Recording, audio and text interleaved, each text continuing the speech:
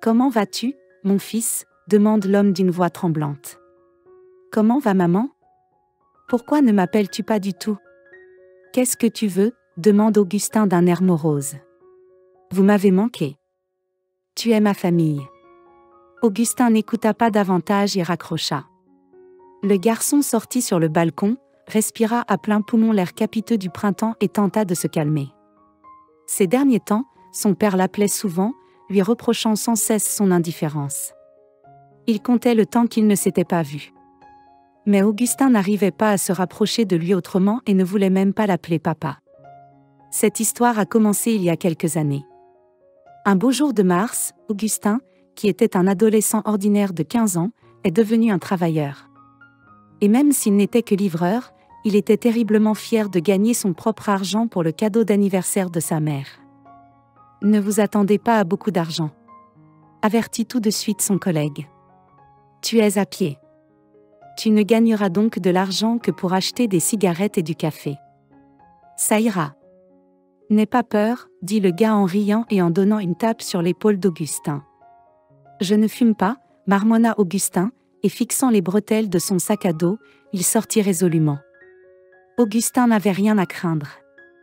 Il était bien orienté dans son quartier, et il lui suffisait de regarder la liste des adresses pour construire mentalement le meilleur itinéraire. De plus, la livraison de nourriture s'avérait être un passe-temps fascinant. À la première adresse, il est accueilli par un groupe d'adolescents à l'allure similaire. « La pizza est là !» crie-t-il à l'unisson. Des triplés. Un homme d'âge moyen soupire de fatigue et tend de l'argent à Augustin. Ils ont même les mêmes idées. Ils ne veulent pas manger de la nourriture normale. Ils ne veulent que des pizzas et des hamburgers. Oh, vous avez peut-être faim. Je vais te mettre du saumon rose avec de la citrouille dans le récipient. Augustin secoua la tête, essayant de refuser, mais il était tellement désolé pour ce père de famille contrarié. Et le délicieux saumon rose à la croûte dorée a l'air très attrayant.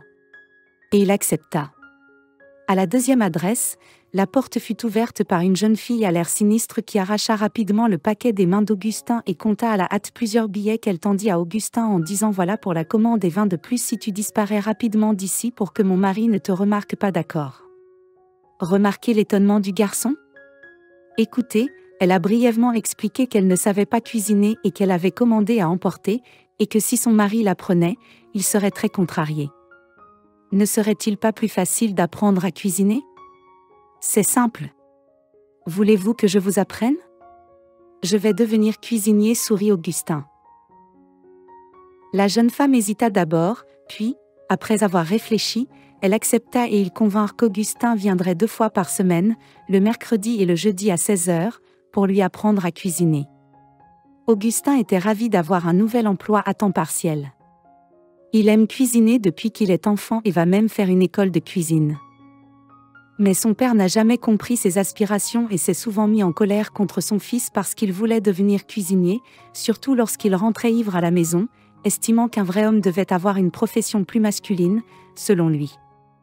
Dans ces cas-là, Augustin se contente de hausser les épaules et de rentrer dans sa chambre, en essayant de ne pas réagir aux crises de colère de son père. Et comment écouter un homme qui n'a plus de travail depuis longtemps ? Il avait été un bon charpentier, mais il s'était disputé avec ses supérieurs, avait démissionné et, par dépit, s'était mis à boire. Depuis lors, il n'arrivait plus à trouver de travail. Soit il n'aimait pas le patron, soit il n'aimait pas le montant du salaire.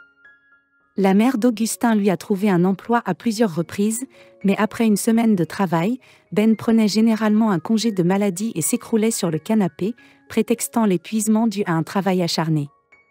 Cela ne le dérangeait pas de regarder la télévision, de boire de la bière et d'exiger plus d'attention à cause de son épuisement. « Je préférerais qu'il reste à la maison, » dit la mère, fatiguée, à Augustin. Un jour. Tu vois, quand il travaille, il ne laisse personne vivre. C'est sûr qu'il se prend pour un grand soutien de famille, comme si personne d'autre ne travaillait ici, ricana Augustin. Et puis, ne dis pas cela. C'est ton père, après tout. Demanda Eva. Avant, c'était un grand gaillard, long d'épaules, excellent menuisier. Toutes les filles lui couraient après et il m'a choisi. Une fille ordinaire de la campagne, sans argent et sans perspective d'avenir. Eva sourit rêveusement à ses souvenirs. Quelques jours plus tard, elle trouva un second emploi.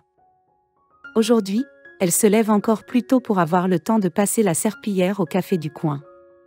Puis elle courait à son travail principal à l'école. Et le soir, elle s'asseyait pour tricoter des objets pour les clients. Le fils commença à remarquer avec tristesse que, jusqu'à récemment, la jeune et belle-mère commençait rapidement à se décolorer à cause de la fatigue constante. Augustin souffrait de la voir émaciée, avec des ombres bleutées sous les yeux, ayant oublié depuis longtemps ce qu'étaient les produits de beauté et les beaux cheveux, luttant pour plusieurs emplois, refusant d'acheter de nouvelles choses et manquant toujours d'argent. Bien sûr, une femme de ménage et une enseignante ne gagnent pas beaucoup d'argent. De plus, la femme était gênée de fixer un prix plus élevé pour le tricot. Mais au lieu d'aider sa femme, Ben se contente de lui adresser des reproches méprisants. C'est une ratée. Elle ne peut rien faire de bien. C'est pour ça qu'elle ne gagne pas d'argent, dit-il un jour après avoir un peu bu. Et toi, dit Augustin. Moi ? Le garçon voulait dire que si son père avait un travail, ce serait beaucoup plus facile pour sa mère et qu'elle n'aurait pas à nourrir son mari mauvais payeur. Il rencontra le regard calme et courageux de l'adolescent qui n'avait pas du tout peur de lui.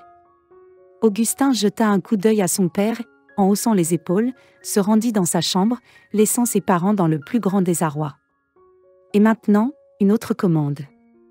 Augustin vérifia la liste et se rendit compte qu'il n'avait laissé qu'une seule commande, mais chère et volumineuse. Il y avait des fruits, du vin, des salades chaudes et toutes sortes d'amuse-gueules. Augustin soupira bruyamment et pensa que quelqu'un pouvait se permettre de manger ainsi, alors que sa mère et lui mangeaient surtout des pommes de terre et des pâtes, et qu'ils avaient rarement de la viande ou des légumes sur la table en raison de leur coût élevé. Non, non. Il n'en voulait pas du tout à ceux qui vivaient mieux que lui. Mais il n'avait rien mangé depuis ce matin et avait faim lorsqu'il pensait au récipient contenant le saumon, cadeau d'un client. Son humeur s'améliora, et lorsqu'il imagina qu'il recevrait bientôt son premier salaire et qu'il pourrait faire plaisir à sa mère en lui offrant un bon cadeau d'anniversaire, il sourit même en pensant à sa mère. Augustin avait chaud au cœur. Elle avait 40 ans. C'était encore une jeune femme, et le garçon voulait lui offrir quelque chose qui lui rappellerait qu'elle était encore jeune et belle, et surtout, qu'elle n'avait pas à vivre cette vie ennuyeuse à côté de son mari, son père. Si sa mère décidait de divorcer, elle n'aurait pas à travailler autant. Et lui, Augustin, pourrait l'aider parce qu'il avait maintenant un travail. Et là, il en aurait un autre. Mieux encore, dans ses rêveries, il ne remarqua pas qu'il était arrivé à la bonne adresse, anticipant la fin de la journée. Augustin monta presque en courant les escaliers et sonna impatiemment à la porte. Lorsque la porte s'ouvrit, Augustin vit un homme imposant vêtu d'une robe de chambre en soie.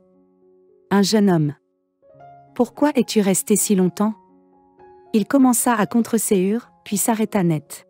« Bonjour, papa », dit froidement Augustin.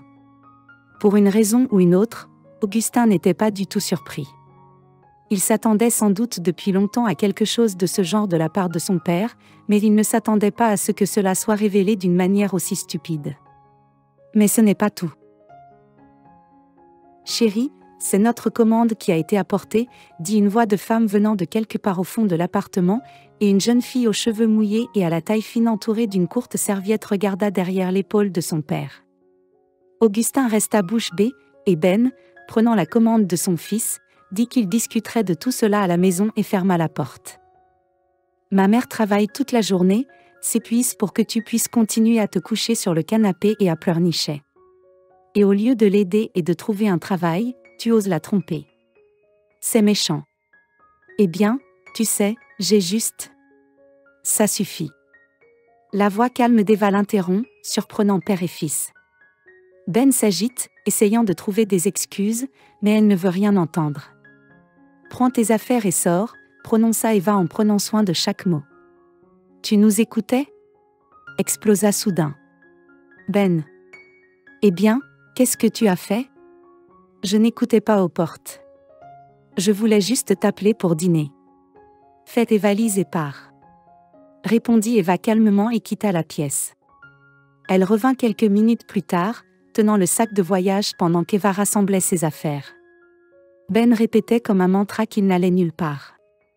Augustin regardait tout cela en silence, assis sur le bord du canapé, sachant qu'il n'y avait rien à dire. Augustin regarde sa mère heureuse et ne se lasse pas d'elle. Un soir, elle rentra à la maison en souriant mystérieusement avec un énorme bouquet de fleurs. Augustin ne lui posa aucune question, mais devina qu'elle avait un admirateur. Depuis lors, des bouquets apparurent presque tous les jours, et sa mère souriait de plus en plus mystérieusement et rêveusement. Entre-temps, il n'avait pas eu de nouvelles de Ben pendant 1 an, et Augustin se demandait même comment il avait pu disparaître si rapidement et sans laisser de traces pendant tant d'années qu'il n'avait pas pu le voir. Et soudain, c'était comme s'il avait disparu et qu'ils ne s'étaient pas rencontrés par hasard. Finalement, Augustin décida que son père avait tout simplement quitté la ville. Cependant, environ 1 an plus tard, Ben s'est soudainement manifesté. Il a appelé d'un numéro inconnu et Augustin n'a même pas reconnu immédiatement sa voix, qui était devenue sourde et rauque. Son père lui dit qu'il avait enfin tout compris et qu'il avait repensé toute sa vie. Il se repentait d'avoir été injuste envers Augustin et Eva, d'avoir réalisé à quel point elle était coupable d'avoir traîné et de ne pas avoir aidé sa famille. « As-tu trouvé un travail ?» interrompit froidement le fils, le flot d'éloquence de son père. « Oh, Augustin. Mais tu sais combien il est difficile de trouver un emploi avec un salaire décent. Et je suis un professionnel. Et je ne laisserai personne m'humilier de la sorte. Et de toute façon, C'est clair avec toi, répondit Augustin, durement, et il raccrocha.